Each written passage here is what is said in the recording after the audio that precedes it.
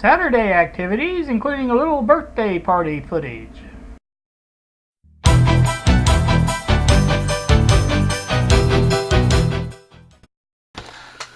Good late afternoon to you all, YouTube. It is a Saturday. I have been to the party, the big 5-year-old party. My granddaughter Lainee had her birthday party.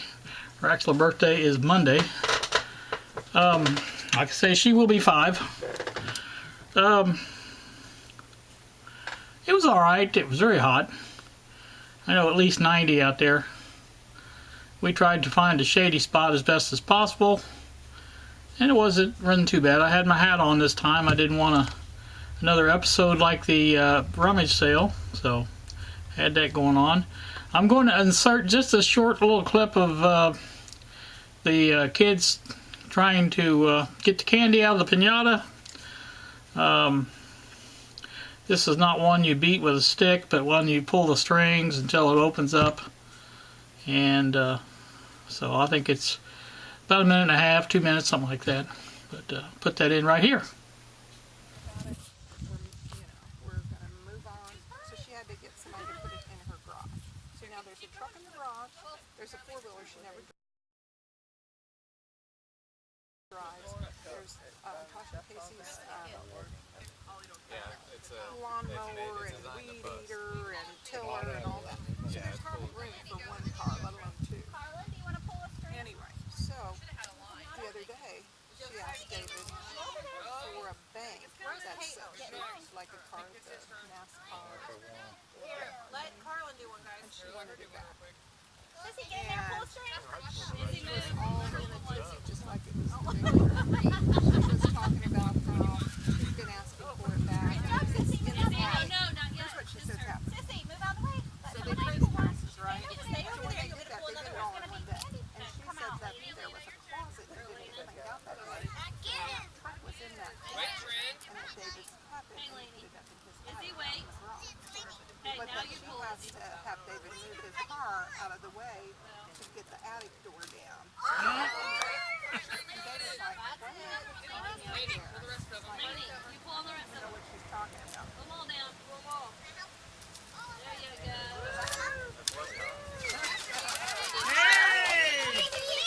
Carly, get the jacket. Don't take it off. So they Carly, there you go. which in the basement there's shelves, they have the canning jar and all the stuff in with cars in it. Two were car banks and one was a regular car. And so I sent the 2 banks over to her with Hunter. And she said, oh, those are not mine. That's not what I was talking about. That's not the right car. That's terrible. She sent them back, which made her feel bad. So then David, I don't think they would have been very good anyhow. that's your car. I didn't buy them. I didn't know where they came from. Didn't know they were there. They were down there.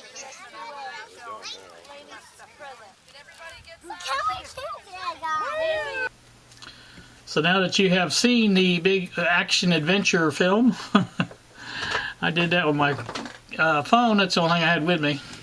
Actually, I think that's the first time I've done a video with the phone where it actually turned out pretty good. For some reason on the phone, if you look at it, it won't. You can't watch it with the phone in this mode. It goes back the other way, and I don't know why it does that. It loaded into the video editor just fine and looked fine, so I don't know. It is what it is. But you can see the kids are having fun. Big crowd. My other granddaughter Alexi was there.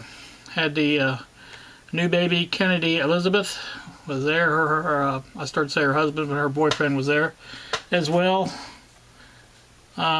So like I said, there was plenty of people there, and I don't even know if I didn't even check my face, but I had a lot of icing, purple icing on my from the cupcakes they had at the birthday party. So the kids got into the mood of serving everybody cupcakes, and they was bringing them around. The second one I got, I just held on to it because that way I could tell them when they came back around again that I already had one. So anyway, it was fun. It was fun. So yesterday I went to Brownstown, as I mentioned previously. I did wait till my daughter and her husband were going later in the afternoon and rode down with them. And so that was a good little visit too. Got to hold the baby. I'm not much big on holding babies. I tend to break them. I can remember one time my granddaughter Carly was, well, she was quite a bit bigger than this. I don't think she was walking yet though, because I was carrying her around outside my sister's house, and they had a sidewalk that was messed up, and I guess I placed my foot wrong. Anyway, both down we went. Scared the crap out of me. She was all right, but like I say, she's still going fine. But it scared the crap out of me, so I just avoid babies if at all possible. I don't want to be fumble fingers with a baby. So anyway, like I said, we did that. I was happy to get back into the cool again. Sent Bill's postal money order off in a letter this afternoon. No, actually, it was this morning. It was before noon, I think, that I got up there and did that. I had the postal clerk to put the stamp on. The last time I sent Bill payment for a radio that I bought off of him, the stamp came off apparently, and it delayed the letter a great deal. He did finally get it, but in the meantime I went ahead and paid him through PayPal, so it was a big confusion. But like I said, the clerk put the stamp on. He said that shouldn't come off. I said okay. So Bill, if it comes off, it's not my fault. So anyway, that's excuse me, that's on the way for him, and be getting that radio. I think I've come up with the idea about what this radio is. Philco in 1940, I believe 46, 47, 48, or 49, somewhere of those years, made 3 different radios that were very nearly identical. The 46, 350, 121, 122 was the first one, and then there was a one that was dated 1948, I believe, and it was a 360. So it was a 48 360 or 47 360, one of the two. But the cases look identical, and there is some slight differences on the chassis. And the case that Bill has on his was the 49607, I believe. I don't have the numbers in front of me. But that's the one with the alligator leatherette type covering. And the wood on all 3 of the radios are identical. Just the brown leatherette covering is a little bit different, I think, on the later 2. I think it's alligator. On the original, it was just a smooth, textured brown material. And I think that is the case and then point there. So I think what Bill has is a chassis from 1946 or whatever that year is. It's 46 350 because it's stamped right on. He showed us that on the video. It's stamped right on the chassis, so it has to be that from that radio. And if you look at the cabinet inside, it says 49607. So other than a few cosmetic differences, I think the difference in the chassis were the AC battery switch that Bill was talking about. He couldn't plug the plug into. That's different on the 49 and probably the other one too. But the one he has got the earlier model, and that shows proves another point that it is the earlier chassis. And also the 3Q5 tube was changed to the 3LF4 on the later chassis. So I know Bill's doesn't have that. And I think one's a loctal and one's just a regular octal. So I think that's the difference with them. So anywho, that's that. Of course, they're not the same pinout, so there's a difference in the circuitry a little bit as well. I think it won't be any problem. I'm pretty sure I got the schematics. I've got schematics for all 3, so it's not a big deal. And I do have some good printouts, clear printouts. of the schematic and the manual from Riders. I've got a Bateman's, and I've got the one from Radio Museum for the 49607. So like I said, it should be no problem. I did find, or actually Bob found, a new volume pot with a switch. Now this radio requires a double pole single throw switch, and so he found that with the switch at DigiKey for I think $6 something. So if it's, if I can't get this one fixed and working, then I can get a new one. It's not a problem there. So I think Bill's going to send a list of tubes from Bob Dobish, whatever it is, and I think I'll probably get those because I believe those are the cheapest of the tubes I've been looking at, and so try to get them all. I think I want to get a whole set of those just in case, have them, because I've got another radio, and like I said, the GE uses the same tubes except for the audio output, which is 3V4 I think on it, which is the miniature tube. So other than that, the rest of them would fit in that. So, and plus I want to get the original 1T4. I think that was it. There's 2 of those in there, and I think Bill's radio has a 1T4 and a 1U4 instead of the 2 1T4s. So I want both of those right.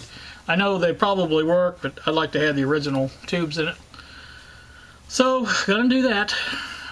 Have not done anything to this, but I do have ideas about it. I did work on the schematic some. Bob has come up with a thermo-controlled fan that will kick on if the temperature reaches a certain point. And I'm going to flash up a picture of the new schematic with that circuitry involved, and you can see that here. Not really a lot to it, but basically a 12-volt regulator and some capacitors and a resistor maybe or 2, and pretty simple. And I think he's going to be sending me all that in the mail. I think he's looking for the fan now to go in it. So that won't be a problem. Like I said, I think I can get this in there with no problem, I believe. So I'm going to be working on that probably the next couple of days. I did do a load of laundry, so I haven't done that for a while, and I needed to do that because I was running out of clothes. Got to do some more too, but I did get my groceries the other day. That was another thing I wanted to talk about. Walmart is so great about that grocery thing. I bought Lexi some diapers and wipes for the new baby, and I included that in the grocery order. And I also got Lainee's present for her birthday. It was this little Barbie, some kind of toy. I don't know what it was, but I basically typed Barbie into the grocery app, and it said Barbie toys, and I started looking at that, came up with the one I was looking at before, added that to the grocery list, and they had everything this time. I did not have one substitution, and everything worked out rather well, and I did not have to go into the store. They just put the stuff in my trunk, and away I flew. So that was excellent. I like that. Probably like it too much. I should get out and get some exercise. It's just the way I feel about it. So, alright, not going to make a big long video this time, I hope. Probably already have done that. But like I said, I'm probably going to come back in here later on and work on this transformer, get that mounted into the base of the cabinet, and cut out what I need to cut. Now, one other thing I wanted to show you, I probably, and I don't know for sure on this, but I probably will remove these feet from the bottom here. They're very hard. They're hard rubber, and it's hard to see, but the screw actually is right even with the bottom, and I don't like that. I like the screws to be recessed into the rubber feet a little bit more. So I'm going to remove those, and if I don't reuse those, I'm going to buy some bigger ones with a larger rubber, and I think I can reuse the screws all right. But I probably will move them a little bit because I think the transformer is going to fit here, and you can see the two screws right there are going to be in the way, so I want to probably move them as far out as I can over here and here. And so I want to get that done, and I want to get that hole cut for the transformer to sit in there, and double check, make sure that the meter will fit into the front of it. And I think probably what I'm going to do on the I think it was Leo was talking about wasn't going to be enough room in there for heat dissipation, but with the fan and the heat sink of the transistor and it being thermo coupled to the bottom of the case, that will add some heat sinking capabilities to that. And what I'm going to do is basically scrape all the paint off where it connects and put some heat compound between the two and make sure there's a good heat transfer there. Screw that down, and that should, like I said, take care of that problem. Now the other thing is, this is gonna, I'm not saying this is the back plate, but if this was a back plate, I'm probably going to drill holes in here in a certain pattern probably to aid in the cooling. It does have the vents on each end, and I will have the fan on one end or the other, and drawing cool air through it. And like I said, this will be on the back, so the only closed one will be on the front, and it will have the what do you call it, for the meter, for the on-off switch, and for the outputs of the filament and the outputs of the power supply itself. So that's going to be all on the front. And I think I will put the socket for the 3-prong plug on the back, as well as the fuse will go on the back. So I think there will be plenty of room for everything. It will be a little crowded, but it won't be crowded enough to cause a problem, I don't believe. So that's it. Like I said, I didn't mean to go into it that much, but I did anyway. So you guys have a wonderful, wonderful day. Thanks so much for watching. It is 5:47 now in the afternoon. Almost evening. Very close. Like I say, I'm going to take this back to the living room and run the necessary. If I didn't flash up the picture, I think I flashed up the picture of the power supply. Yeah, I'm pretty sure I did. The new wiring. So you can take a look at that, see what you think. And you guys have a wonderful day. Thanks for watching, and we will see ya.